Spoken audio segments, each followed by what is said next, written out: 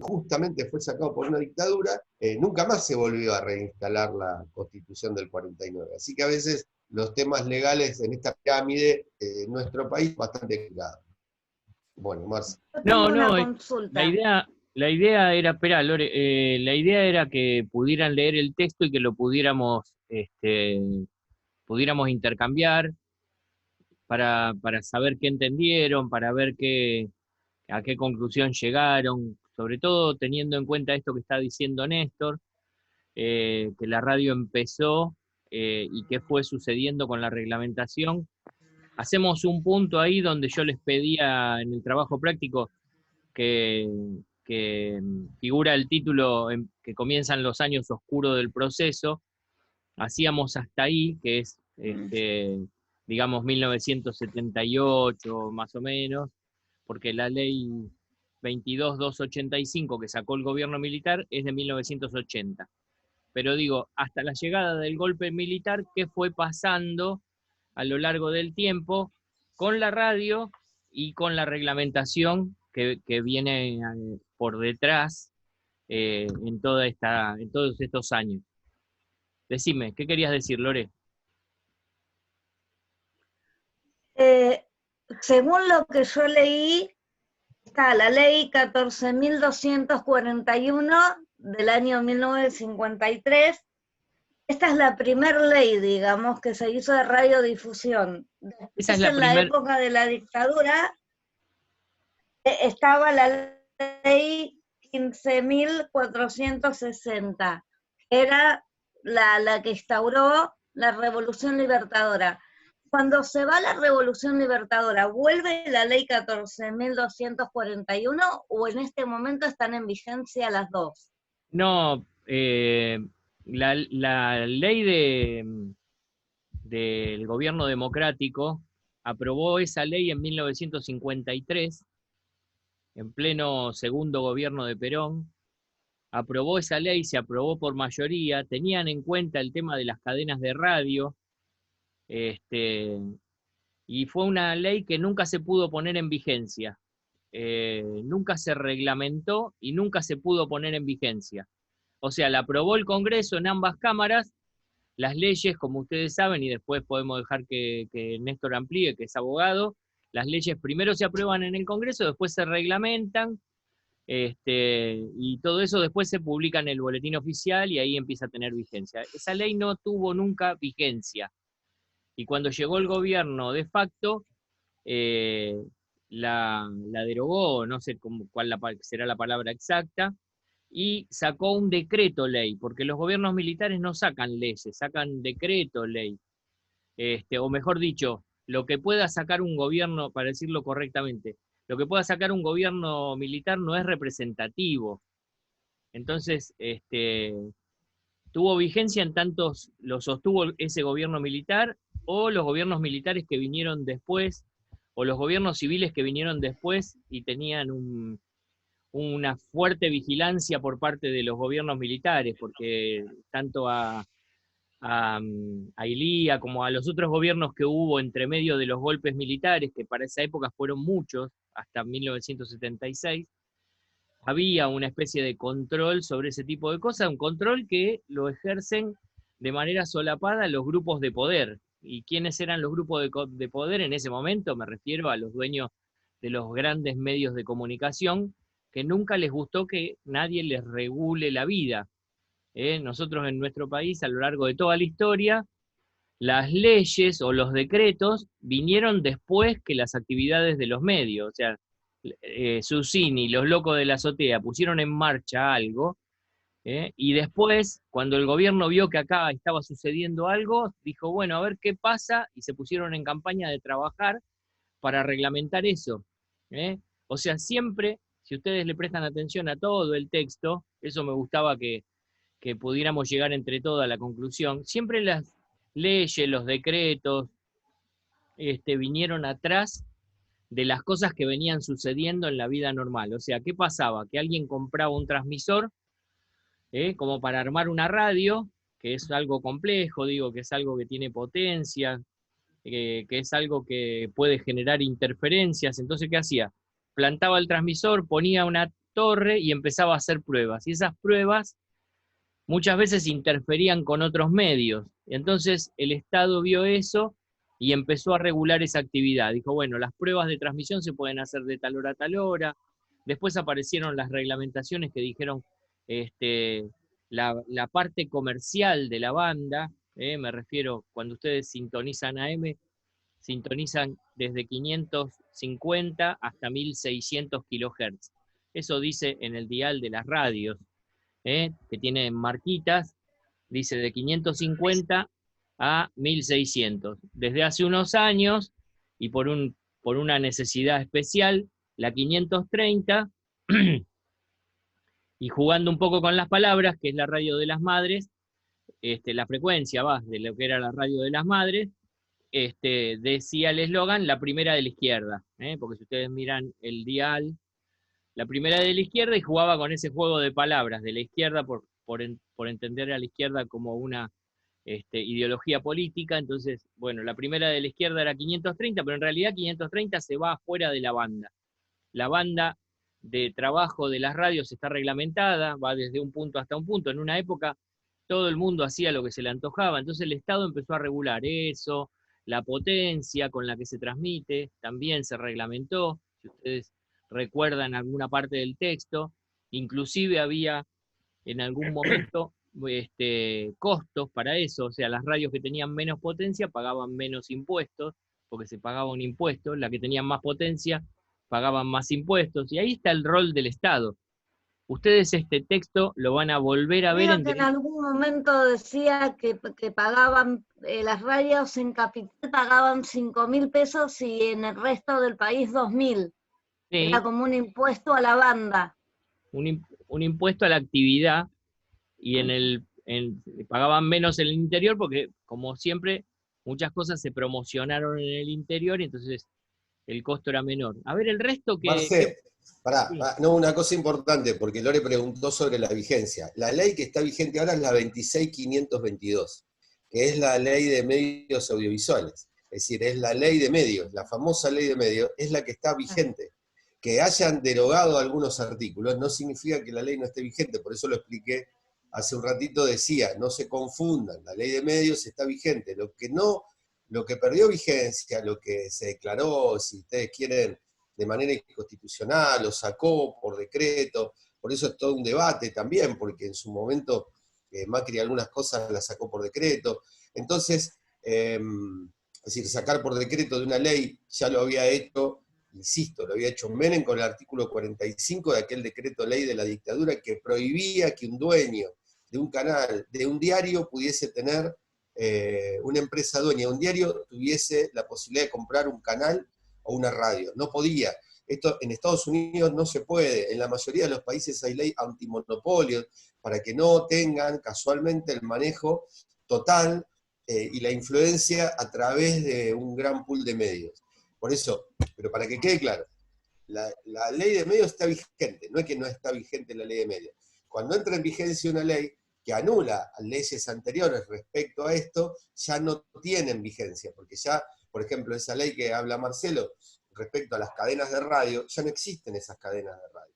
Ya no es que están fusionadas o están unidas, ¿no? Porque si ustedes ven, hay un aviso del Mundial 34 de Argentina-Suecia que relata Luis Elías Ojit y dice por Radio Rivadavia y por Radio Splendid. Bueno, tenía un sentido eso, ¿no?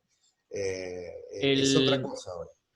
El tema es bastante extenso. Ahora yo les voy a mostrar un PowerPoint que después lo voy a compartir para que lo puedan tener a mano, porque atrás de esto va a venir un trabajo práctico para que ustedes piensen un poco y vuelvan a releer el texto para ver qué sacan en limpio.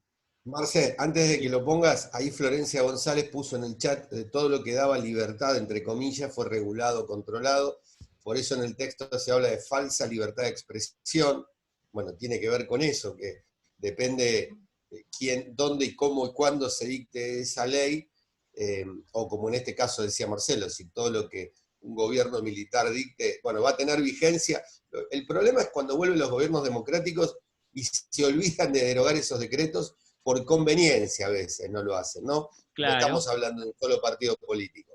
Y Dani claro, Lebrón dice, ahí vinieron los famosos multimedios cuando explicamos esto de que se abrió a partir de la derogación del artículo 45 de ese decreto ley de la dictadura, por menos ya por el 89, cuando a fines del 89.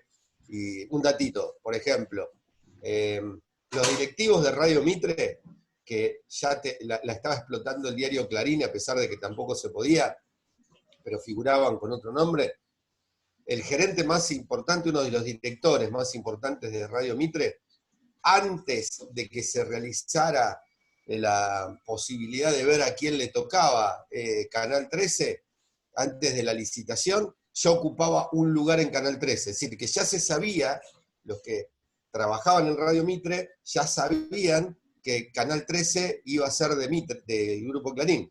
Porque si un gerente de Mitre ya estaba en Canal 13, era lógico que se le otorgara. Y fue después lo que pasó.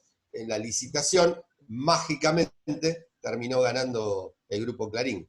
Y a eso es lo que se refieren cuando uno habla de la construcción de multimedia. Pero esto fue ya mucho más acá y tiene que ver con qué es lo que está vigente ahora y qué es lo que intentó hacer la ley de medios. Lo que pasa es que la ley de medios se quedó a mitad de camino, porque en vez de apuntar solo a Clarín, tendría que haber pedido a todos, y a algunos grupos le daban cierta flexibilidad y cierto margen, y ahí es donde se desvirtuó todo. Porque en realidad cuando la ley entró en vigencia, listo, a otra cosa. Bueno, ahí Dani dice, la reunión Menem-Manieto, bueno, cuando se habla mucho de Manieto y del 13 tiene que ver con esto, pero también en el inicio del gobierno de Néstor Kirchner y a través de Alberto Fernández también hay un libro que habla de esto, del inicio.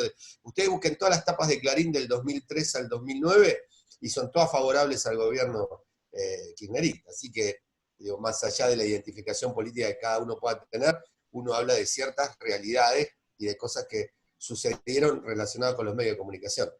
Pero bueno, lo que pasa es que Néstor se pensó que Manieto se iba a morir antes que él, y a veces las estrategias terminan saliendo mal, ¿no? Marce, dale. Bueno, nos metemos en el apunte, para no confundir, nos metemos en el apunte. no, lo que me gustaría es escuchar algunas otras voces, porque de esto se trata la materia, y dejar de escuchar un rato a Dani y a Lore para escuchar otras voces, a ver de qué les quedó en claro. A ver, por ejemplo, en esto en particular de la libertad de expresión, a ver qué les llamó la atención en el texto que sucedió, algo que sucedió que a mí cuando lo leí por primera vez me llamó la atención.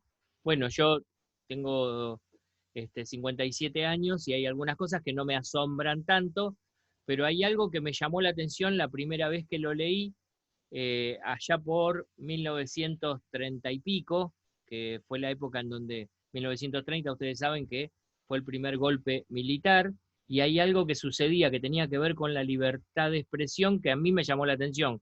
¿Alguien lo detectó por ahí y quiere decirlo? María Juliana, Gastón, Ariana, Victoria, Alan. ¿Alguien quiere hacer referencia a eso? No importa si esto no es un examen, acá no hay una nota, es simplemente el intercambio. O sea, está bueno esto que hacen Lore y Dani, que tenemos un ida y vuelta, porque si no la clase es un monólogo y por eso les pedimos que leyeran el texto, no para que lo supieran de memoria, pero cuando uno lee un texto, lo lee con un resaltador o lo lee con un lápiz por ahí y subraya, y uno va marcando cosas que le llaman la atención del texto como para irlo desmenuzando. ¿Ustedes tomaron en cuenta esto que venimos diciendo, que tiene que ver con la libertad de expresión? ¿Qué es lo que sucedía? ¿Alguien notó algo en ese particular? ¿Quién se anima? A ver, Dayana, ¿vos podés hablar o escribís en el chat? Florencia dice, yo tuve dudas con respecto a las licencias. Esas licencias eran como un permiso para ejercer. Sí, las licencias son un permiso para poder emitir al aire. Y siguen existiendo las licencias. O sea, la radio, el espacio aéreo por donde viajan las ondas de radio, le pertenecen al Estado. Hay algunas cuestiones, qué sé yo, como por ejemplo, si un día tienen la suerte de que debajo de su casa aparece un pozo de petróleo. Ese petróleo no es de Florencia, ese petróleo va a ser del Estado. El Estado le va a comprar la propiedad y el Estado es el dueño de ese petróleo, porque son recursos naturales. El aire por donde viajan las ondas electromagnéticas, el permiso de ese espacio le corresponde al Estado, y el Estado brinda una licencia para que pueda esa emisora transmitir. En algún momento en el texto dice que las licencias caían el 31 de diciembre, o sea, cuando termina el año cae la licencia y automáticamente hay que renovarla para el año siguiente. Después las reglamentaciones hicieron cualquier cosa, cualquier desastre. Ahí, por ejemplo, los peores desastres lo van a encontrar en la ley 22.285 del proceso, que después la reformó Menem. Menem hizo una reforma de esa ley del gobierno militar, y después Duhalde hizo reformas también, y ahí están los peores desastres, porque fueron pura y exclusivamente a favor de los medios de comunicación. Entonces las licencias se extendieron por un montón de tiempo. Néstor también hizo una reforma al principio y extendió los periodos de licencia con los medios, porque muchas veces esas cosas sirven para regular la vida del gobierno. O sea, si un medio se te vuelve en contra, termina pegándote duro, y entonces las licencias se otorgaban con más tiempo, ese ida y vuelta que tienen a veces, ese juego político que tienen los gobiernos, en esto en particular, que es reglamentar la actividad de los medios de comunicación. Marce, sí, y además hay algo que tenemos que tener en cuenta. Por ejemplo, supongamos, las licencias generalmente ahora se dan por 20 años. Entonces, yo te doy la licencia por 20 años para que vos explotes el medio, para que tengas un tiempo, desarrollo. ¿Pero por qué? Porque hay una empresa, supongamos, si alguien está explotando una radio en este instante, estamos hablando de las radios tradicionales, ¿no? De aquellas que tienen gran cantidad de gente trabajando. Si nosotros ese tiempo lo hacemos menor, o cuando llega el momento no renovamos, hay un montón de gente que muchas veces corremos el riesgo de que se quede sin trabajo.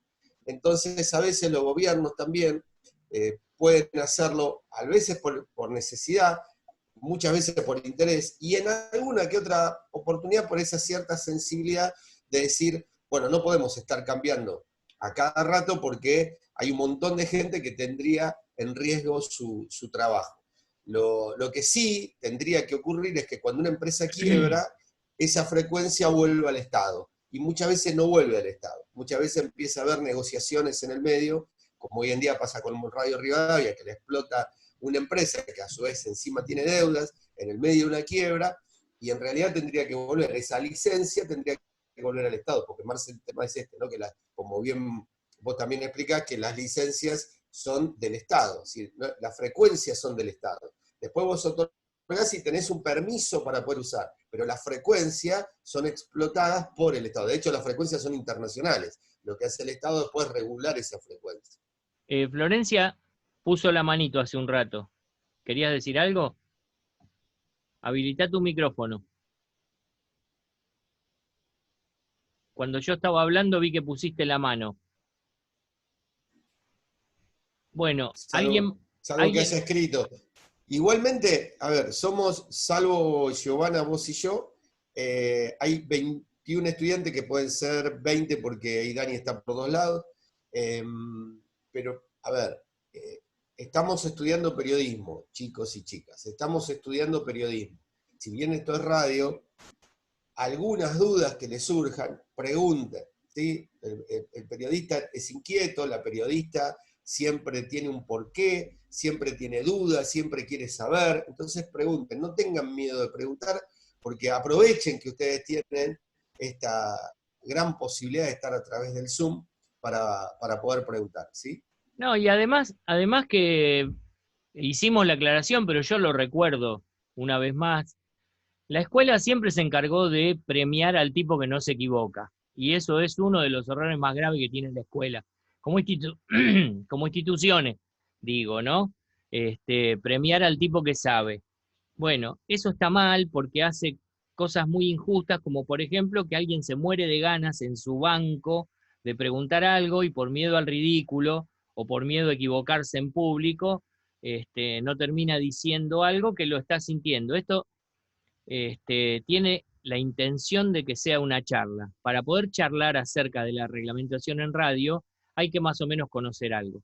Por eso nosotros pasamos el texto primero y después venimos acá a charlar un rato acerca del tema. Esto tendría que ser una charla, porque si más o menos leíste el texto, a menos que no hayan leído nada, que esa es una posibilidad, con la que en este caso no va a pasar nada, pero en otras materias van a tener problemas graves.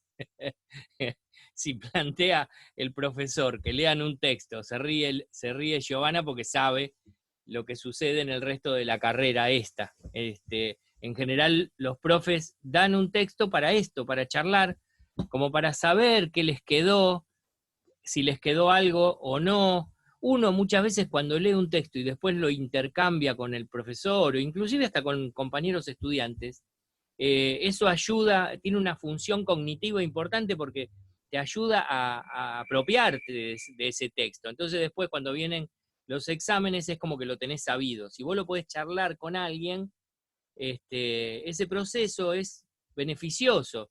Entonces, bueno, la idea es que charlemos un rato del texto y veamos algunas cosas. Ahí yo les decía que me llamó mucho la atención cuando leí que una de las primeras reglamentaciones, después que vino el gobierno militar en 1938, había que enviar a la Secretaría de Comunicación el texto de lo que se iba a leer en el programa para que la Secretaría de Comunicaciones lo aprobara y lo devolviera a la radio. O sea, yo una semana antes tenía que mandar a la radio eso para que la Secretaría me lo apruebe y yo poder leer. A mí me hizo mucho ruido porque es tan distante a la vida que nosotros tenemos, que cualquiera abre un micrófono y dice lo que quiere. Bueno, tendrá consecuencias posteriores, seguramente, y a veces descreo de eso porque escucho, por ejemplo, a Babi Checopar un rato y digo, ¿cómo este tipo no lo matan? ¿Cómo este tipo no le pasa nada? ¿Cómo no lo meten preso? Bueno, no sé, no pasa nada, de hecho, pero digo, bueno, en ese momento había que mandar con una semana de anticipación y a mí me hizo mucho ruido. Como a mí me hizo ruido, hice esa pregunta como disparador para que ustedes conversen. Pero bueno, vamos, si les parece, vamos a ver un PowerPoint que después vamos a compartir. Ah, bueno, no, mejor no, porque dice que entramos en los últimos 10 minutos y lo podemos aprovechar para intercambiar. Justo ahí, mirá, Hernán Gómez dice, no me quedó muy en claro una de las normas que decía que en el desarrollo del programa no debe predominar la transmisión de música con instrumentos mecánicos ni propagandas políticas, religiosas, comerciales y noticiosas. Bueno. Bien, fíjate que el Estado veía que esas cosas podrían ser motivo de problemas, o sea, en la típica reunión familiar, la gente muchas veces dice, no hablemos ni de religión, ni de política, ni de, no me acuerdo qué otra cosa más, para que no haya discusiones, ni de, ¿qué era el tercero? Fútbol. Ni de fútbol, ahí está. Ni de fútbol. Bueno, cuando no, lo que pasa es que Marcelo lo tiene tan incorporado que lo único que le interesa es Boca, que no incorpora la discusión, sí. No admite una discusión futbolera. Bueno, pero tiene un escudo poco habilitado a veces que muestra, y yo no comparto el escudo que tiene a veces. Sí, bueno, el Estado, en ese momento, imagínense que cuando eso que Hernán Gómez pone en el chat, tiene que ver con un momento en donde la presión social era totalmente distinta a la de nuestros días. La gente era mucho más pacata, mucho más... era una sociedad totalmente distinta a la de 1930, y entonces tenía previsto esto. Y la de instrumentos por medios mecánicos es para el simple hecho de que se promocionen la labor de los músicos. Para que los músicos empezaran a hacer música en vivo. Y de hecho, nosotros ahora en el Power hacemos esa aclaración. La radio tuvo su época de oro, porque hasta que apareció la radio, el medio de comunicación por excelencia era el diario. Ahí tenemos 2 diarios los más importante de ese momento, La Nación y la prensa, eran estrellas.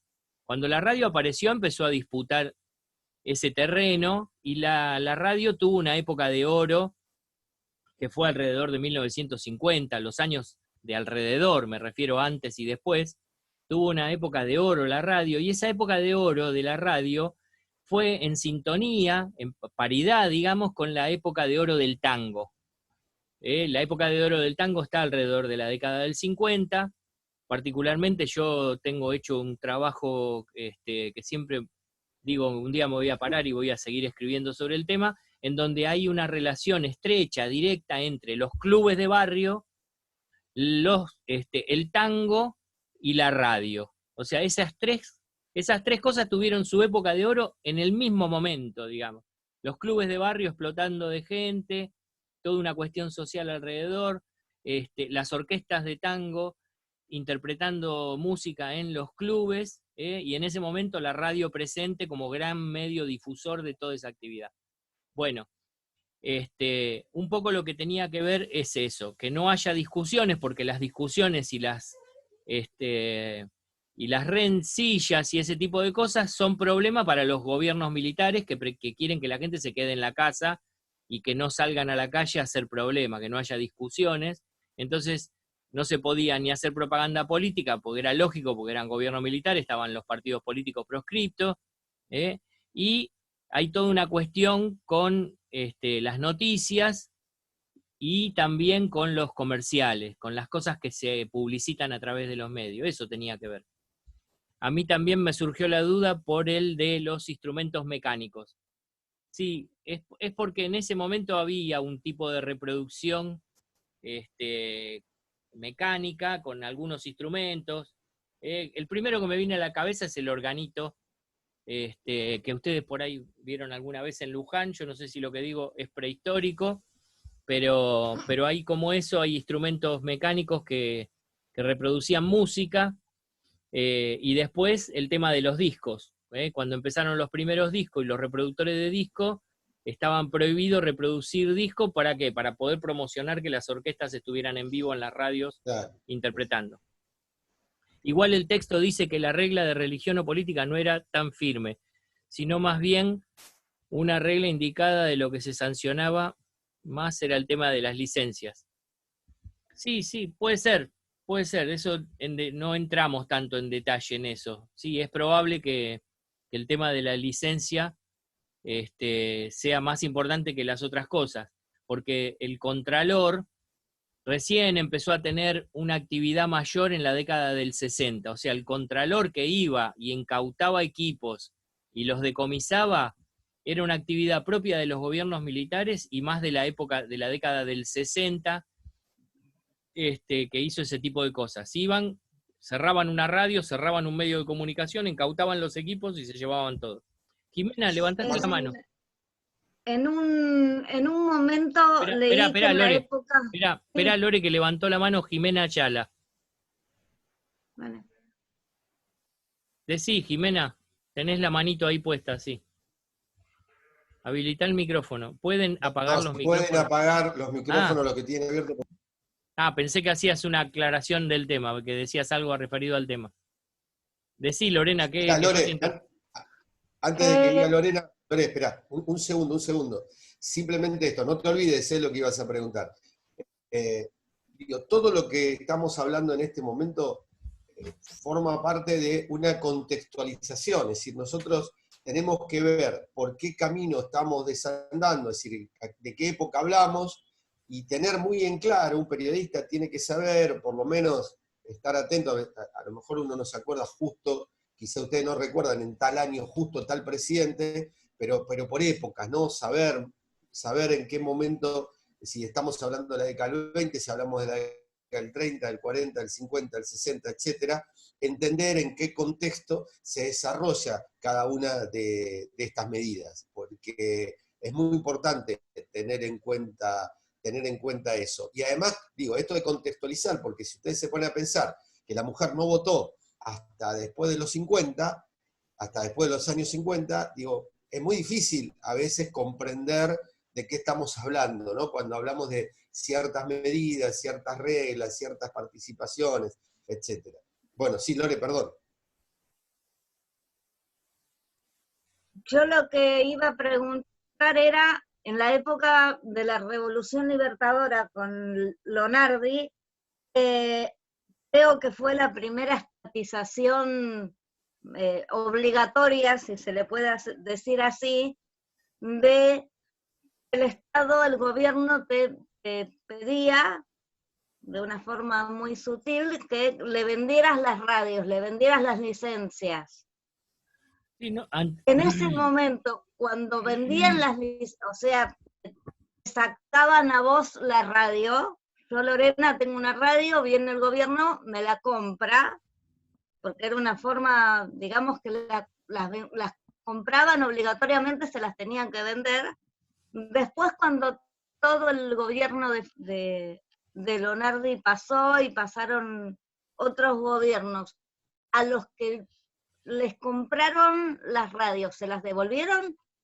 ¿O después pasaron, como dice el texto, a manos comerciales? Porque en un momento del texto dice que después de la sustracción de las radios, no volvían a los dueños, sino que se empezaba a tener una cuestión comercial, las radios. Perón se encargó de estatizar los medios y la forma de salir de esa estatización fue la ley del 53. En algunos casos, por ejemplo, bueno, no lo hizo Perón, pero lo hizo el gobierno de la Revolución, tomó en cuenta quiénes habían sido los anteriores dueños para otorgar esas licencias. Pero en el particular hay un montón de ida y vuelta de estatización de medios de comunicación, porque lo primero que hacía el gobierno militar era tomar el poder, o sea, ir a la Casa Rosada y tomar el poder y difundir una proclama a través de la cadena nacional, y en el mismo momento iban distintos personajes militares a ocupar el lugar de interventor a los medios de comunicación. Eso pasó con la televisión y pasó con las radios, sobre todo con las cadenas de radio. Las radios más chicas estaban controladas por el interventor de gobierno de la zona. Por ejemplo, me viene a la cabeza